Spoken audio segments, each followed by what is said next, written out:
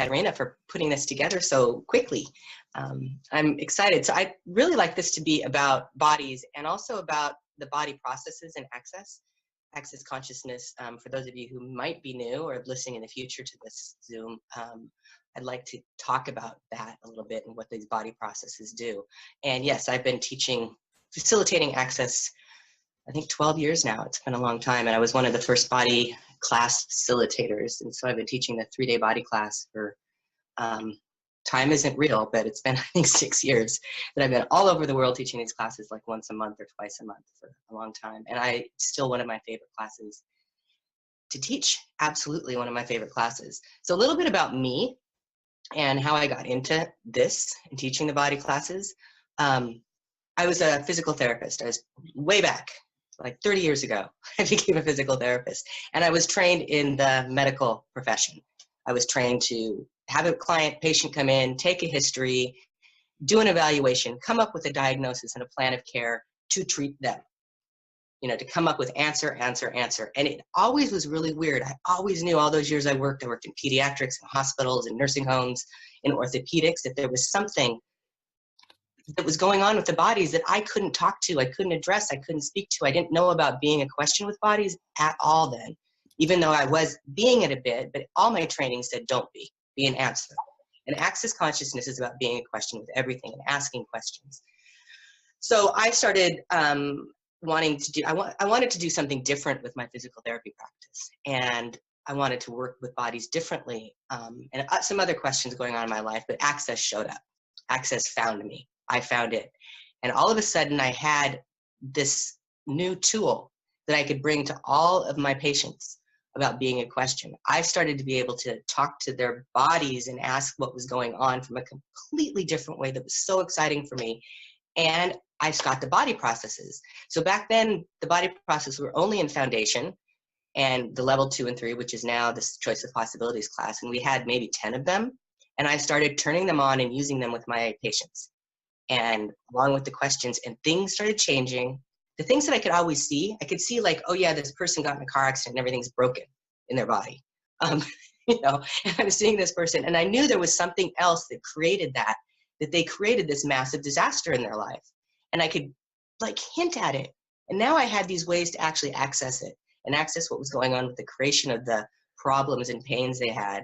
And the body processes allowed, because I was getting run on my body, which was fabulous. My body started changing, feeling younger, looking younger, having more energy, sleeping less, eating different, eating less, like all these things started changing for me. And now I could ask these questions of my patients and I could perceive the energy so much faster and so much quicker that I'd always been somewhere aware of. And I could start using that to change the things they wanted to change.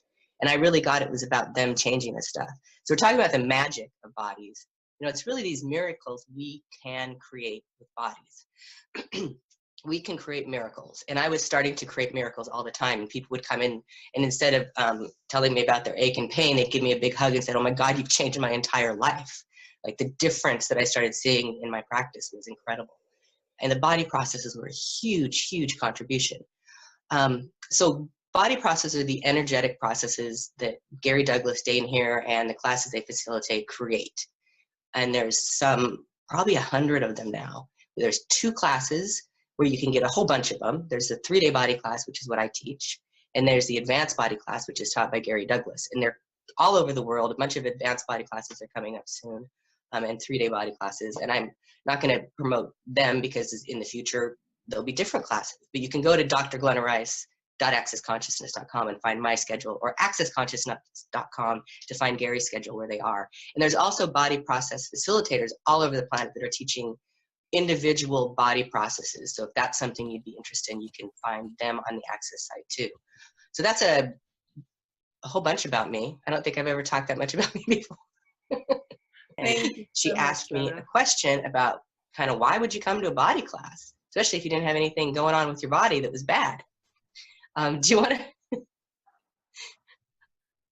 Yeah, that's actually true, because I think like I just realized I'm going to my first body class and I have never even thought about it before, but now it's my whole body want to go there. So okay, let's do it. And my question to Glenna was actually, can you go without having something with your body going on?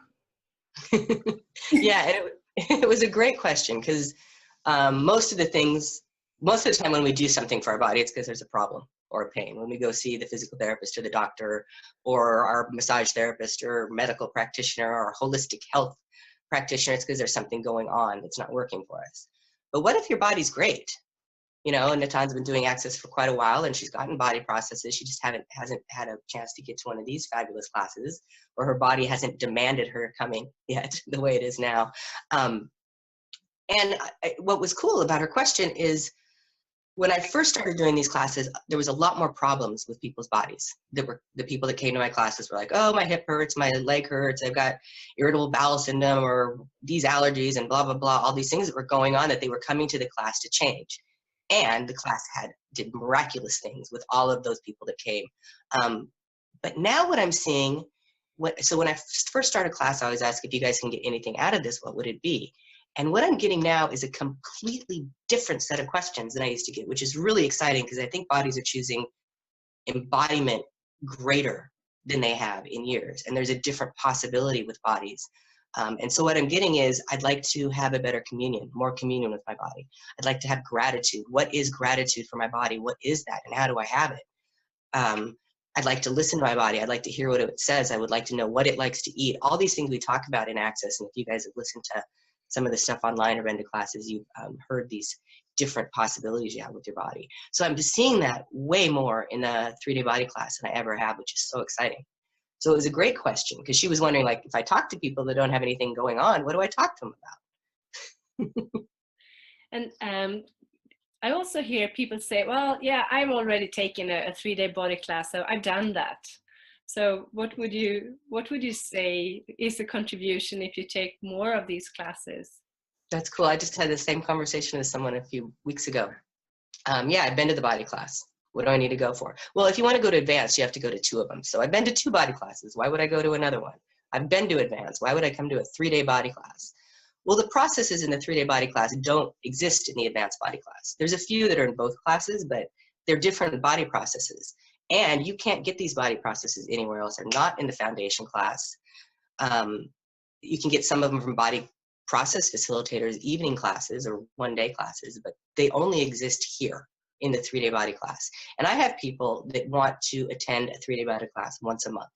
They come to my classes, sometimes more. I have a woman right now who's been to 2 of them a month in other classes, because she has made a demand to change her body, a commitment to her body, to create something really different, to have a communion with it. And she knows that this class allows her probably the easiest possibility of creating that. You get to lay on a table and gift and receive these body processes for 3 days. I would like to go and lie on a table once a month and receive these processes. If I ever don't teach these classes, that's my target. Amazing. Thank you so much, Glenna. So what else would you guys like to know? I mean, I just went through the body classes quite extensively. Anything else about the processes, about something going on with your body? So what's gratitude for your body? We can talk about that a little bit. What does that create?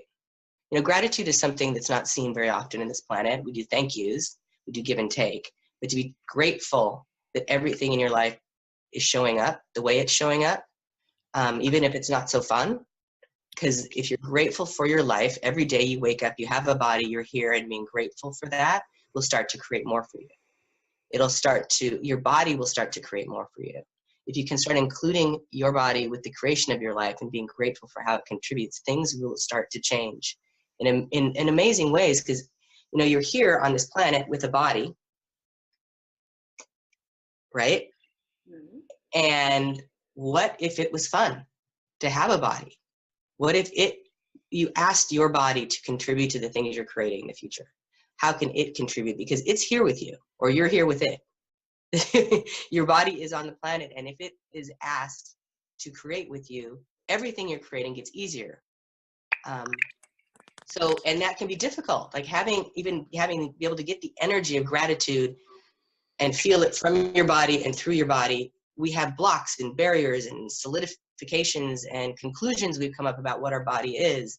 And the body part to break those down so you can have more access, which is the wonderful word of access consciousness. You can start accessing the consciousness your body has so it can start contributing to the things that you want to create. That's amazing. And would you say something about embodiment? What is embodiment? What is embodiment? So when you get a body in this reality, when you create a body, when you put your parents together and create your body, you embody the entire reality. You don't just embody your little body.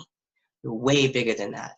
If you try to perceive the edges of you where you end, most people can't perceive an edge. You just keep going and going and going. We're a lot bigger than our bodies. So when we embody and have a body, we get this entire reality. We get awarenesses of it. And what your body is this sensorial organism. It feels and senses and perceives things all around you, and it gives you the information of your reality, of the reality you've embodied in. So embodiment is that. Now, this reality doesn't talk very highly of bodies. So a lot of us have spent lifetime after lifetime shutting those awarenesses down, making something wrong, making the bodies wrong, so we can't have access to what embodiment actually is. And what if there's a joy of embodiment possible that we're starting to see more and more glimpses of that we've never imagined? When I, years ago, they used to ask Gary in classes, hey, Gary, can you talk about the joy of embodiment? Can you talk about the joy of embodiment? And Gary Douglas, the founder of Access, would say, nope, not yet. Like years of that, nope, we can't talk about it. And like about 5 or 6 years ago, he was like, yes, we can start talking about joy of embodiment. And we started doing clearings on it and talking about it in classes, and it's in the foundation class. So the joy of embodiment is actually having that joy, which is a peace and an ease and a possibility with your body on this planet that creates a joy for you. And we're starting to get glimpses of it more and more and more. And it comes up in my classes all the time, which is really fun. Wow.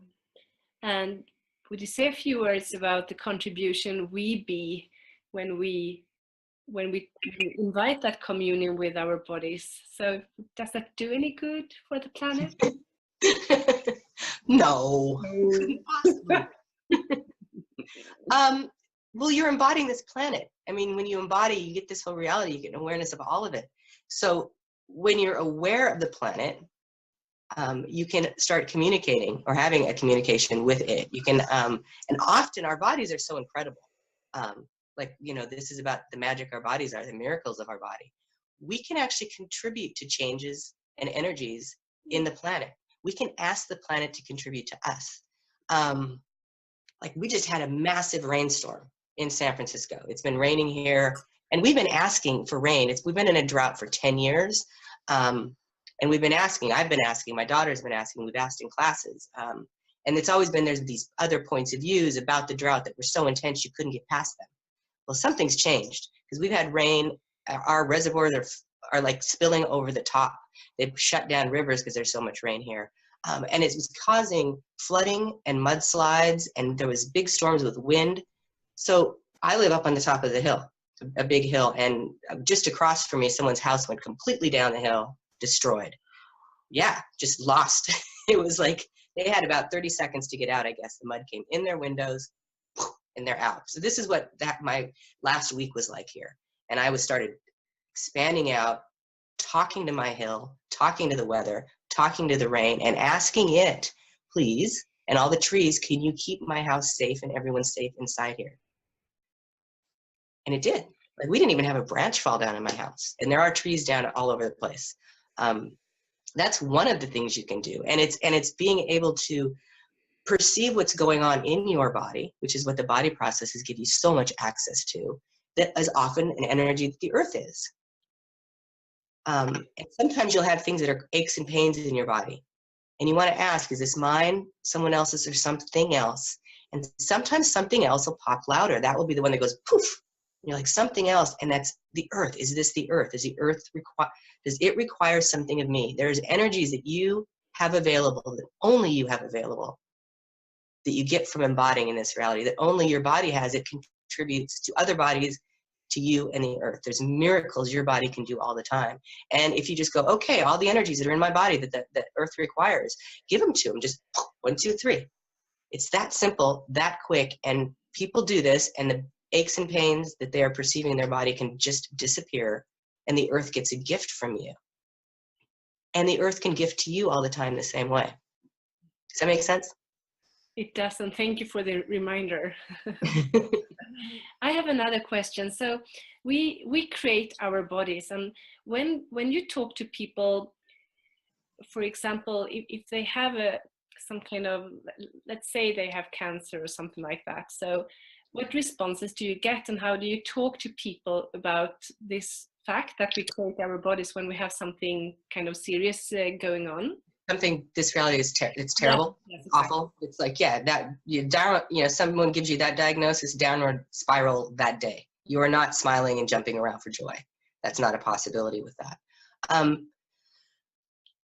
Having awareness of your body is probably the greatest way to change these things. You need to be present and aware of your body to create changes in what you created that are the problems in your body. And cancer is one of those. And cancer is usually, we can go into it a little bit. So cancer is usually something you're choosing to die. That's the creation of it. That's usually what comes into our head as soon as we hear cancer. Am I going to die? I mean, someone just comes to me, they have a lump in their breast or something, and it's actually nothing. They're like, oh my God, there's this lump. Am I going to die? Am I going to die? There's usually a creation around that. Somewhere you've chosen at some point to go, oh my God, I don't like it here. I don't want to be here. I hate this place. I wish I was dead. This is the worst day of my life. I don't want to live anymore. Some thought, maybe it was 25 years ago, may have created something like this. So you start asking people, what are you dying to get out of? If they can receive it. If they can't receive that question, you're not going to get very far. But the people that I've worked with that have received, what are you dying to get out of, when they've had a diagnosis of cancer, have either died with ease, which is weird, because that's what they were choosing, and it became easier, or they've gotten rid of it. Like, it has gone away. I had a woman who was a very good friend of mine who found out I was doing Access. She lives on the other side of the country. We hadn't really spoken much, and she's just like, what are you doing? And I was coming out to her area. She came to the classes I did body processes. I asked her this question. She had cancer in both breasts, and what she was dying to get out of her relationship and other things. And she saw it. She was a very logical woman, an engineer from MIT, quite brilliant woman, logical, and she was able to get that this question was changing something. So 5 years ago, she's still cancer-free, having a great, fabulous life. She never chose much more Access because she got what she needed out of it for what she wanted to change, and she knew it could change it.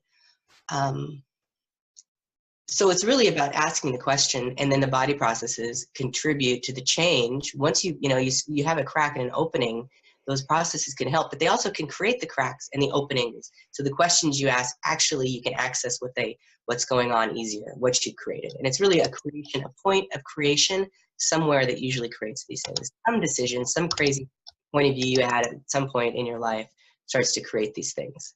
And it's not just cancer, these things you can change. You can, allergies, deadly allergies people have changed, just back pain, stomach problems, those gluten-free, that people that can't eat any wheat can now eat wheat again if they want to, or lactose intolerance can go away. Just things that you're not enjoying, most of them can change by being a question, talking to your body, and being open to something that's really outside of the box of this reality. Wow, thank you so much. Do we have any questions? Can you hear me? Yeah. Oh, well, thank you. That's a remarkable story. And there's so much that my body's been asking to change. And there's been this, I don't know, it's kind of like a disconnect between me and my body in terms of being willing to receive, even touch sometimes. So I feel like I'm getting closer and closer, and I'm grateful to be here on this call with all of you. So thank you. Yeah. Have you been to a body class? Or no. Have you had any body processes run? I have, and they haven't exactly, they created something, but it wasn't a friendly something. So there's also this, Yeah, that's an interesting, yes, there's a lot of stuff about that. Thank you for your question. So there's a whole bunch of things I can talk about with that question. Often, because we haven't been able to talk to our body. We've been refusing to talk to it or listen to it. It's just not something that this reality, no one said in, you know, when you were preschool, oh, sweetie, your stomach feels weird. What's your body telling you? They said, oh my God, you're sick. You need to go to the nurse. Instant shut off of awareness, boom. And that's happened to us since we were babies and on. So there's nothing that trains us or shows us a possibility of talking to our body. Our body still somehow gets messages to us all the time. And we've all had those aha moments. We've all like walked by a store and our body went in and there was something we wanted to buy, or, you know, there was someone we wanted to meet that was going to create more. We've all had those times. We very rarely acknowledge them as the greatness they are, but we all know those moments. But more often we know when our body was trying to give us information, we ignored it or had no tools to even know what it was. It's talking a language and we can't understand it. And usually the one thing we do when we perceive things in our body is go to pain or a problem or something's wrong. Something's wrong. I feel something in my back. I feel something in my neck. My stomach feels weird. Oh my God, I must be nauseous. Now, the nauseous thing is funny. I have been working with bodies for years and people come in all the time. I feel nauseous. And they always think, oh, I must have eaten something bad. I must have had something bad that I ate earlier. And I have asked hundreds of people, so truth, did you eat something bad? Looking for the light and the heavy. If it's light, it's true. If it's heavy, it's a lie. And it's always been heavy. They have never eaten something bad. And I'm still waiting for that one person to come to me and go, and I get a yes, that they did eat something bad. Because I want to know what that's like. Because I actually have not perceived that in a body yet. It's always been, no, it was something else their body was telling them. But that's where we go to. We go into the wrongness when we perceive anything in our body. So everything you've done to stop the awareness of your body because of the uncomfortableness you never wanted to perceive, could we destroy and uncreate all of that? Yes. Right and wrong, good and bad, pot and pock, all nine shorts, boys and beyonds. That's where being a question can change everything. And I keep saying the body processes, they start to allow you to access these sensations, these feelings, the things you're perceiving in your body, so you can start asking questions in a different way. And it's not uncommon to be uncomfortable after them. So one of the things that can happen is you just changed a whole bunch of stuff in your body. You just got body processes for a whole day, or you traded with someone, or got your bars run. That's the first best body process we've ever had in access, is the bars. And now you feel weird. So is your body changing? When your body changes, we often think that's a problem because no one has given us a tool or a question to go, oh, it's changing. And that change can feel strange and different, not necessarily uncomfortable. Uncomfortable is the decision and the conclusion and the judgments we put on the change that might be happening. So that's one possibility when it feels really funky after a class. The other is that you've just increased your awareness. You've just increased the access to your body, the awareness of your body. You've taken barriers down, barriers around the cells down, and you can perceive it more. And when we perceive our body in this reality, it's go to pain, problem, uncomfortable, something bad. Now your awareness is greater and you don't have the tools. I mean, the access is giving us tons of these tools, but no one's given them to you before. You perceive that and you go instantly to there must be something wrong. What if there's nothing wrong about your body? Everything you've decided is wrong about your body from the awareness this has been giving you since before you were conceived. Could we destroy and uncreate all of those? Please. Right and wrong, good and bad, pot and pock, all nine shorts, boys and beyonds. And then with the touch thing, I would say, so what is touch to you? What does it mean to you? So there's been an association between touch and abuse. Yeah. That's not uncommon with not one. Like how many people have been touched in their life from kindness, gentleness? Whew, I'm gonna cry. That's intense. Kindness, gentleness, caring, nurturing with no judgment. Maybe we were lucky enough to have moms like that. My mom didn't have a lot of judgment. She has it because she lives in this reality, but she did touch with kindness and caring. Gift, total gift, something I have gratitude for. Those are the moments you have gratitude. And how often we didn't. No one teaches how to touch with kindness and caring. We have all these other weird things that come up around touch. And in the body class, you get to be touched that way with kindness and caring and no judgment. I mean, there'll be a bit, but it's a class that everyone's choosing not to have judgment. So it's easier to change in this class than anywhere else that I know of in these access classes. So everywhere you've defined touch as something abusive, and everywhere you lock that in your body, and everywhere you can't see what is abusive and what is not abusive because of that, can we destroy and uncreate it all? Yes. Right and wrong, good and bad, pot and pock, all nine shorts, boys and beyonds. And yeah, we might have had great parents that touched us kindly, and if we didn't, where else did we get touched? Maybe some of you guys are amazing and get massages. I never did before Access. I never considered nurturing my body that way. So most of the time we're touched because someone wants to have sex with us, or maybe it's abuse, or it's a doctor that's poking and prodding in ways that are really uncomfortable without kindness because they're not trained in that. So this isn't a bad thing. It's like, if it's something you want to change, what questions can you ask to change it? Body, would you like to receive nurturing touch? Would that be fun for you? Let your body tell you. Most bodies will probably say yes. And you guys have 2 hands that are your very own. They're always with you, that you can always touch your own body with kindness.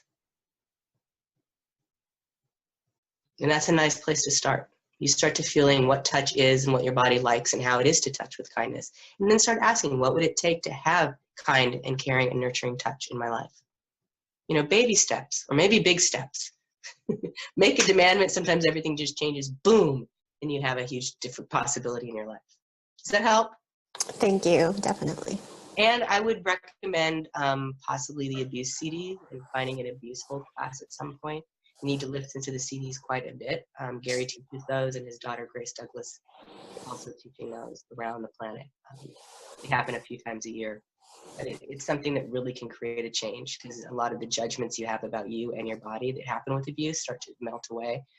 And you get that kind of touch in the class. That's what it's designed to do, is give you touch that's not from judgment, from often the first time in your entire life. Thanks. Mm-hmm. What else? Ooh, that was intense. Thank you for your question. That was awesome. That was awesome. Anybody else? We do have a question in the chat. Oh, I see. Okay. Hay fever and psoriasis. I'm reading it. Ah, Soren, hello. Hi. I can read that. How about hay fever and psoriasis? Any way to get rid of these? It started at the age of 10 and at 18, I got psoriasis. Oh, it started at the age of 10 and at 18, I got psoriasis. And about every 10 years, something new added itself. Awesome. What a great creator you are. We got to get that our bodies create miracles. They're not always the miracles we think are miracles. They're not always a greatness. We're really, really potent creators, and we can create the craziest stuff. And hay fever and psoriasis, they're not deadly, but they're certainly not fun to have. And what's so right about them you're not getting? What was the creation of hay fever? I'm not sure who had that question, if she wants to talk. That was me, Claudia. Ah, hello, Claudia. Hello. So hay fever, what was going, you know, how old were you when you first had hay fever? 10?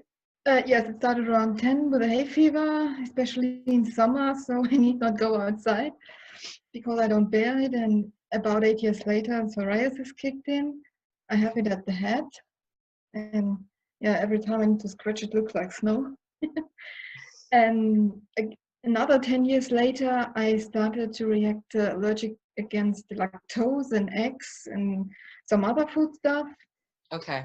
So can I just start with like uncreating and destroying all of your fixed points of views about that and everything you've heard from the medical profession about all of those 3 things? Yes, please. Okay. Because that will totally put you into a spin that you can't get out of about how wrong it is. And there's a problem, and there's a problem, and there's a problem, and the doctor keeps telling you there's a problem. So can we destroy and uncreate all of that? Yes, you guys please. all can be included in any of your crazy, cool stuff you create with your bodies that you don't like. Right and wrong, good and bad, pot and pock, all nine shorts, boys and beyond. So what was going outside to you? Is there anything about going outside? Outside? Outside. You mean I tried to prevent myself from going outside? No, it was actually never a problem. So what did the hay fever stop you from doing? Well, that you didn't want to do? In the beginning, it was about 6 weeks. Now, other things had added up. It's between August and October, basically. Right. So so let me ask that a little differently. Was there anything the creation of hay fever allowed you to get out of doing? I don't think so. Okay. No, I like to go outside. I ride my bike. So it stopped you from going outside and riding your bike. Yeah, for a limited time, and this time span actually gets bigger and bigger. Okay. So it's stopping you, it's keeping you from creating the life that would be greater. Yes. Okay. So any way you're stopping yourself from being the greatness of you. Mm-hmm. Yeah. Yeah, I get it. Yes. Yeah. There is something. So a lot of these things are creations that actually work for us in some really weird way. Mm-hmm. I imagine she's a potent, powerful lady. I haven't met her, I don't think. Personally, maybe I have. No, I think we haven't met yet, no. No, okay. I know it's kind of dark. I'm like trying to peek in and see if I can. Oh, switch on the light. That's fine. So often we use these weird things to stop us, to keep us in boxes, to keep us in the house. This is a total example of you didn't even go out. It keeps us there. These problems keep us from creating the lives we'd like to have, and they're very effective because you get hay fever, you don't go out of the house. So everything you're doing to stop your life with the creations in your body and all the ways your body is contributing to you stopping you, and that's what you're asking of it. Can we destroy and uncreate all of that? Yes, please. Right, wrong, good, bad, pod, poc, all nine shorts, boys, and beyonds. So one of these things is, what's so right about hay fever I'm not getting? What's so right about psoriasis I'm not getting? It's a really weird question, but it can create tons of awareness about what it is you chose to create this for. Mm-hmm. And the other one is it mine? So is the hay fever yours or someone else's? Yes, it's mine. It's yours, okay? Because often we'll create someone else's to help heal them or change them, or just because we don't want it. And when we say we don't want it, we look at the entire energy of it and get it ourselves. That's not uncommon either. Excuse me. There are some psoriasis clearings that I can't think of off my head, but I can find them and put them in, where could I put them? Actually, if you email me, Glenna@glennarice.com, I can get you that. There's some definite clearings for psoriasis that have helped some people. It's a very weird one. People create it differently. So the clearings don't always work for everybody, but sometimes they're helpful. That's why what's so right about it I'm not getting can start you to start becoming aware of what it was that you created this for. Because nothing you've ever created has been wrong. Often they've been creations that were the best thing you had available at the time to make it work here in this weird reality and keep yourself in the box. So are you willing to be more potent than you've ever imagined? Yes, please. Yeah. And what if our bodies could contribute to us in ways of creating more magic, in ways that would contribute to us getting out of our boxes versus staying in our boxes? Our bodies will do what we ask them to do. They're incredibly helpful. And if we want them to be sick, they'll be sick. If we want to stay in our house because we're really potent, I'm not sure what it was that was going on. There's probably something that you may become aware of more around that that will help. They'll help you. I worked with a person with hay fever who hated to mow the lawn. Yeah. And he created an allergy to grass so severe that he couldn't go mow the lawn. And he never saw the connection between that until I asked him what was going on when he first got the symptoms. And he realized his dad was always asking him to go mow the lawn. And as soon as he had that awareness, I was like, okay, so you don't have to mow the lawn. He lived in a city. He didn't even have a lawn anymore. Do you actually require this anymore to get out of mowing the lawn? He was like, oh my God, no, I don't. Never had hay fever again. I love that. Sometimes it's that simple. And sometimes it's not that quick and it's not logical and it's not cognitive. That's a fun story because it's so obvious and it's, mowing the lawn, Dad didn't want me to do it. It makes total sense to our logical mind. Often our creations will never make sense, but we can get rid of them. They still can go away. We don't have to understand them ever to change them. I've got a feeling that's something to do with my mother and grandmother. My grandmother liked to say something like, what are other people supposed to think to get me to do what she wanted? And I suppose it was one way of me so I wouldn't have to go outside and be great or myself, so I could hide. So I wouldn't destroy expectations. And you wouldn't have to find out what other people think because you wouldn't be meeting them. Yeah.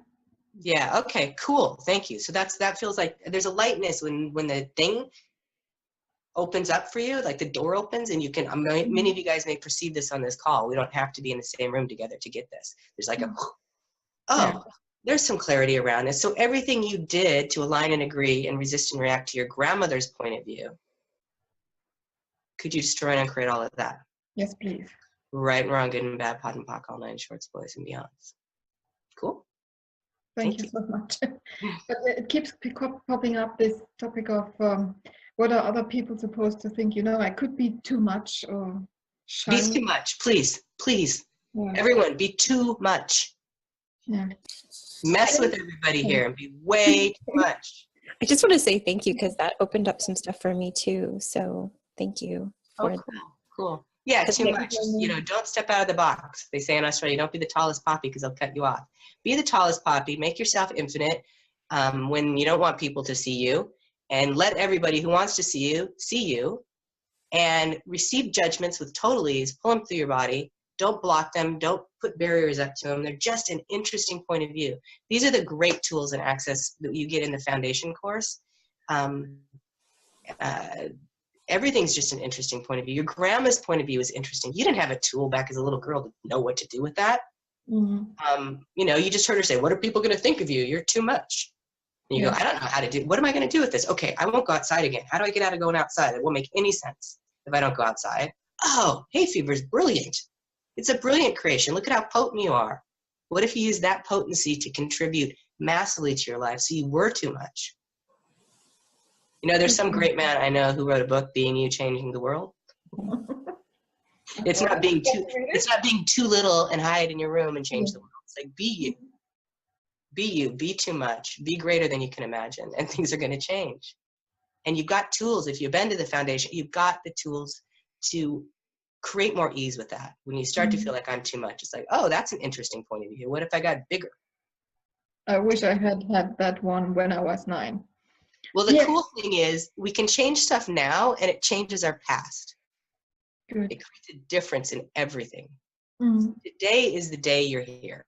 You're creating your future from now. What future would you like to create? Do you still want to be creating your future from a point of view you had when you were 6 because grandma was doing the best she could to try to keep you fitting in here? Or do you want to create it from now, from a totally different point of view? What would your future look like if you were willing to be too much?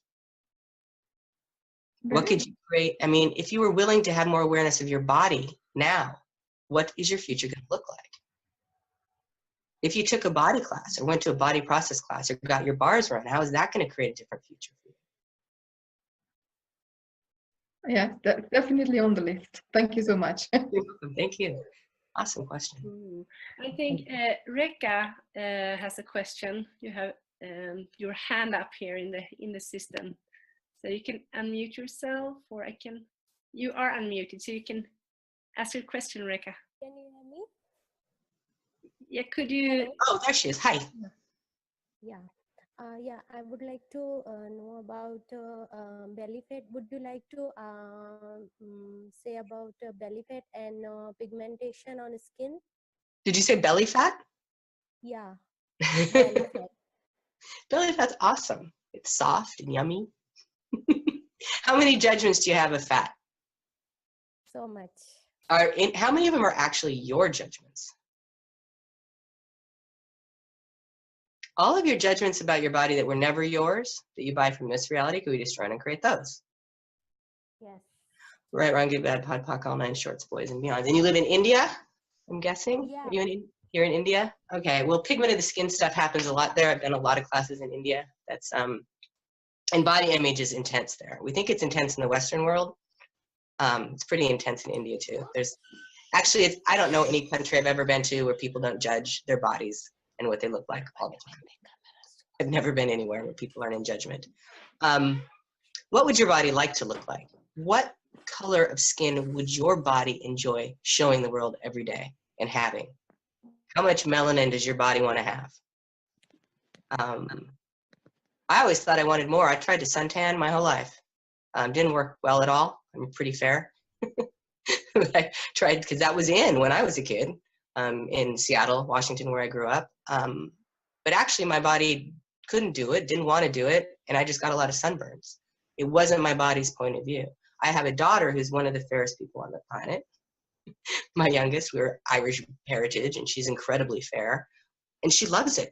She loves her skin color. Even though sometimes people make fun of the fairness, because you can't be too fair, you can't be too dark, you can't be too much, you can't be anything that's outside of the norm. What would your body like to look like? And the crazy thing is that if we judge our body about anything, we create that. So if you're judging your belly fat as a wrongness, as something you shouldn't have, as something that's going to stop you, and believe me, fat has never stopped anybody from anything unless you choose it. Like, oh, I can't go on a date, I won't get that guy if I have fat on my body. A lot of guys actually like fat on your body, so that's not actually a problem, it's something we make up. What would you like to look like? What would your, not you, sorry. What would your body like to look like? That's the question you want to ask. So again, I'm going to go back to the body processes, because if you have no idea what your body would like to look like, you can't even imagine hearing it, these body processes will allow you to start accessing the energy it has and the information it has to let you know what it would like to look like. And I'll tell you, not once have I ever seen anybody that didn't create a more beautiful, inviting, hot, amazing body after asking these questions. No one's ever said, body, what do you want to look like, and turned into a gargoyle. They always look more amazing, and they always look prettier. And then you can say, if your body says, oh, so you're having pigment, is like you're having spot, what is the pigment thing you're talking about? Can you hear me? Black spots. I can't hear you very well. Yeah. Are you having like spot, like, yeah, black what's spots? Black spots. Black spots? Yeah. Is it like, I can't think of the name of it. Where you get lighter spots in your hands, or is it just dark spots? Hands. On your hands. They're getting darker or lighter? Actually, they were dark before, but they are getting lighter now. Okay. So what is that showing you? What information is your body giving you with that? I mean, you live in a culture that judges the color of their skin. There's actually ads on I'd never seen them in my life, that there's ads in India about how you get lighter skin, how you bleach your skin. I've never seen them anywhere, but they're all, I mean, it's on the TV all the time there. This is something that's like, you're more valuable if your skin is lighter. You're going to get a better husband if your skin is lighter. If your skin is darker, you've got all these other judgments. What does your skin do with that conflict of a reality going on all the time? It's creating itself beautiful. It's all the time hearing these judgments. You're judging it. So what does it do? Sometimes it starts messing up the colors. And you get lightness and you get darkness in weird places. It's not sure what to create. If you get out of your body's way, all of those judgments are just interesting point of view, and most of them aren't yours. You can allow your body starts creating the body it would like to have, and that can change your belly fat. It can change it to be more beautiful. It can make it less. It can make it more curvy. It can make it more inviting. And it can change the skin, the pigmentation. There is a diagnosis of that, and maybe I'm not supposed to say it because it's totally out of my head. Does that help? Yeah. And if you come to a body class or get a body process, you can always ask body, what processes here would help me change this? Okay, thank you. Would you like to talk about gray hairs? Gray hairs? Because of age? Because of age? Yeah, gray hairs because of age. We haven't had tons of luck changing gray hair in access. And there's a new body process in the class that may work with changing gray hair or with growing more hair. I see Soren's laugh. I like men with no hair. I think it's hot, so you're good. And what Gary Douglas has often said is diet. You know, you can always, if you're a woman, go ahead and color it. And often there's a lot of points of views about it. What's the value? What's the value? What have you made so vital, valuable, and real about gray hair that you're not acknowledging? And everything that is, you want to destroy and create it all. Yes. Right and wrong, good and bad, pod and pock, all nine shorts, boys and beyonds. Aging is a really weird thing. Aging is something we just do, and we buy into it, and it's full loaded with judgments. And I know for me and my body, I feel my body feels younger than it did in its 30s, probably like it did in its 20s. And I'm 50 now, I'm over 50, 51. Can I say that on the air? And there's still aging things showing up, but it's not stopping me. It's really amazing. I think I felt older in my 30s than I do now. I had less energy. I had aches and pains when I got out of bed. And now the activities that I love to do, running and dancing, I do with more ease and more vibrancy than I did when I danced in my 20s, which it still amazes me. I just went dancing yesterday and it was better than I hadn't been in a class in 3 months. And my body blew me away about what's available to it. So a lot of most of aging is points of views. There's a lot of body processes that look at that. Gary's always asking questions. And we can change tons of that if we can change our point of views about it. But it's a biggie. I mean, this reality, that's pretty much a big part of this reality, is that you're going to age and grow old. What if we didn't have to until we choose? What if we could have a body that was amazing and vibrant and youthful until the day we don't want a body anymore? Maybe that's 120 years old. I don't know. What's possible we haven't considered? Thank you for your question. Let's take a couple. Yeah, we can take a couple more questions if you guys have them. Can you hear me? Mm-hmm. Yeah, I actually have a question. I have somebody, a relative that has complete imbalance in temper. So the smallest little thing can just like become a huge deal, and it affects everybody, and it becomes pretty much a toxic presence. And how can this person balance that out? Well, it's really up to them. Yeah. What can I do then if I'm in the presence? Yes, to have more ease with that. Because it just sucks me in. I'm so emotional. I'm so sensitive. Okay, to my environment, and especially empathically speaking. Okay. And it just destroys me for an entire day, while the other person can just move on and as if nothing had happened. So what if empathy and being sensitive and aware didn't have to destroy you? What if it was a gift? Yeah. Turn that one in his head. What if it was a gift? So when you feel like it's destroying you, is any of that energy yours? Well, that's the thing. It's not. I feel that it's an invasion, and I just trying to get rid of it, and the frustration of not being able to, because it's just like roots so fast in there in the system, just completely just depletes me. So this is where this reality's points of views about energies gets really weird for us, because some of the metaphysical or spiritual or excuse me, self-help energies talk about you need to block and put barriers up and you can be destroyed by energies or any of that. What if it's not true? What if that's not true? So you're saying it's an illusion that we self-inflict? No, we create it from our points of views. It's not fake. You have a point of view that the energy is toxic or bad or not good for you. You have to create that. What if it's just energy? Energy doesn't have a point of view. Right. It's not right and it's not wrong. It is energy. So someone is, a crazy maniac and you're perceiving all of that. It's not yours.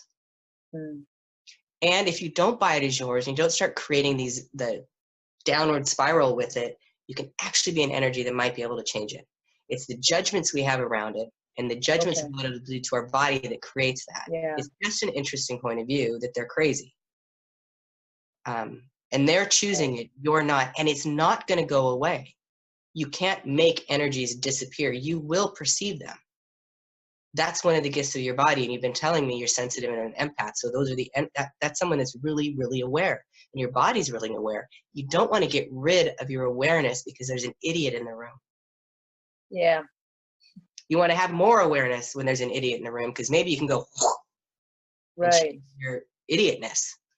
Yeah, because I that's what I've been working on. Sometimes I like imagine this pink light around, or just light coming out of the heart, or all these techniques. What if you could have fun with this person the next time there? What if they were hilarious? Yeah. What if the way they're being is hilarious? Like, oh my God, they are so predictable I know exactly what they're going to do. Look, watch them be an idiot. Yeah.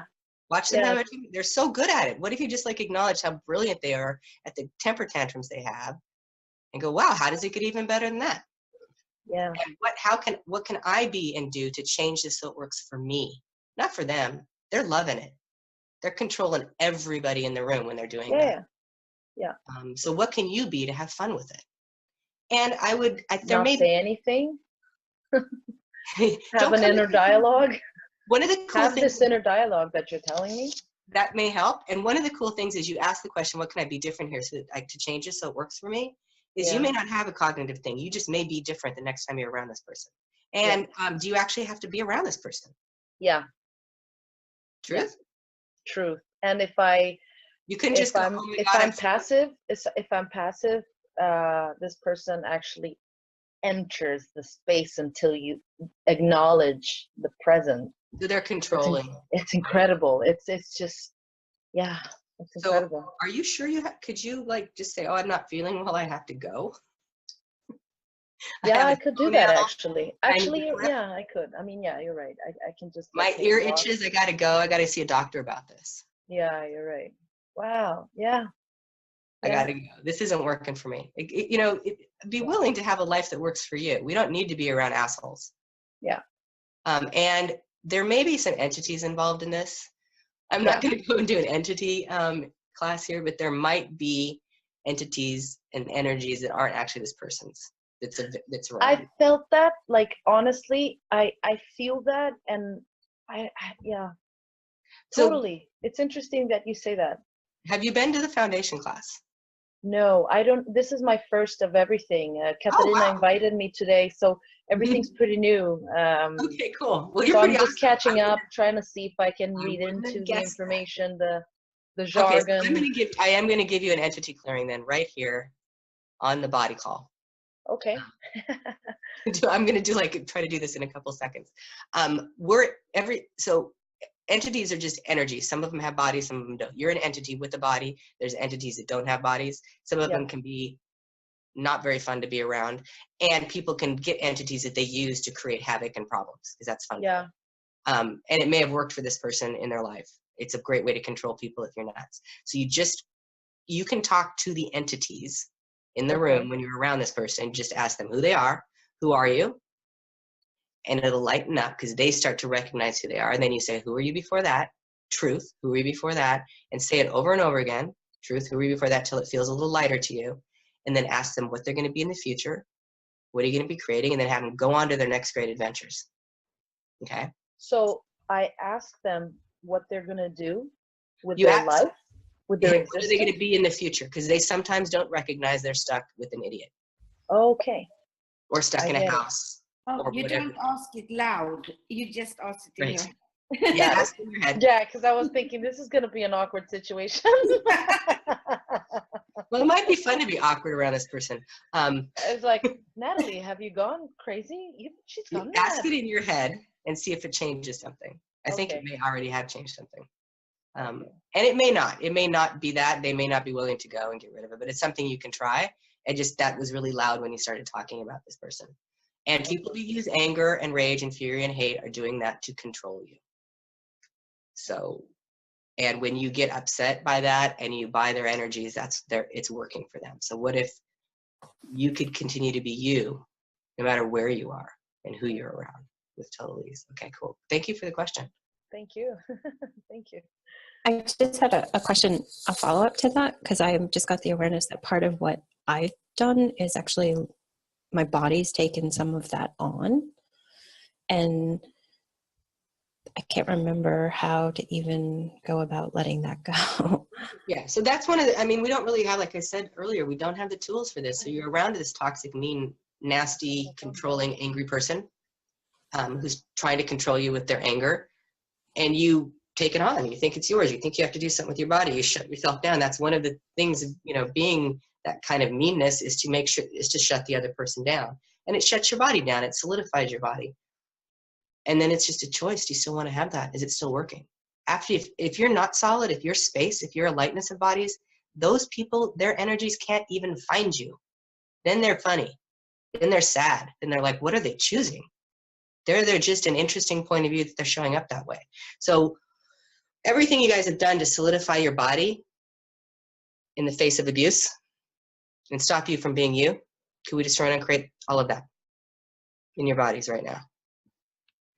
Yes, that's We're going to change what we can. Right, wrong, good and bad, POD and POC, all nine shorts, boys and beyonds. And we'll have this Zoom up. You can listen to that again. And how much space can you be? You want to increase your awareness of the space between the molecules of your body and expand that out. How much space can you be?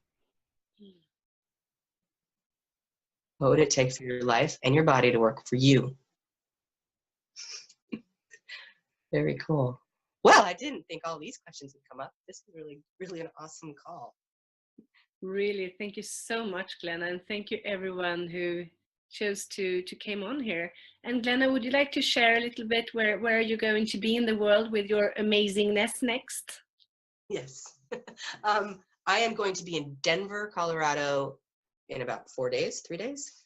Wow, what's today? Starts on the 15th for a 3-day body class just before Gary Douglas's and super cool advanced body class that I get to go to and lay on tables for 3 days, which I'm really excited. And then I'm going next month to Stockholm to do a 3-day body class there. Yeah, I know. And then Gary's doing another advanced after that.